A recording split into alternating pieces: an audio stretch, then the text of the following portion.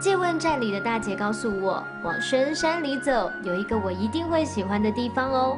你们看，没想到西湖的深山里还有这样一座法眼呢。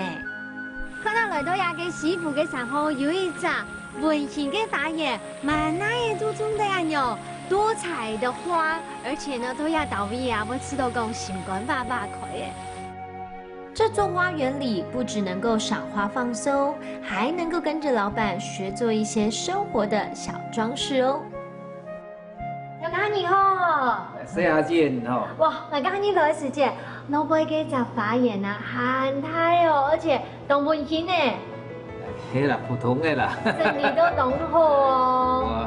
基本就好。係啊係啊，誒，嘅希望嘅，你人工會限定營銷哦。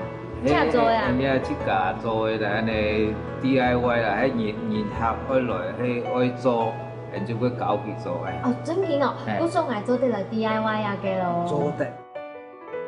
别看这材料简简单单哦，我逛了一逛才发现，阿爸用简单的材料，竟然做出了这么多种不同的小巫师，太厉害了！你们都没想过吧？晒干的槟榔也能够如此的千变万化。看看我的小巫师，背上扫把之后更有模样了呢。哎呦，做得嘛？哎，做得嘞，好可爱哦！哎，冇怪人家特別發言啊，會按溫馨，因為你有按到這小魔女幫你守護着。真嘅，人家一個人體白做就做到有一個沒有你們幫我幫忙，好可愛啊！那種做周記啊，可以帶走你。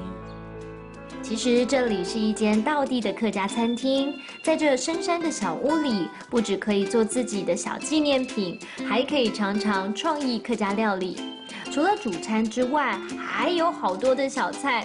我呢最喜欢尝鲜了，那我就开动喽！哇，你看來到啲嘅按溫馨嘅法眼地度啊，很做得有按紅派嘅好食咧，所以呢。做得有 DIY， 有好食咧，有好搞嘅，喺比上合適，全部卡太細 Q 下來了嘅好素菜哦。在这一座温馨的法眼里面用餐，欣赏着英伦风情的景致，或许可以沉思，或许就是放空，都是很美的时光。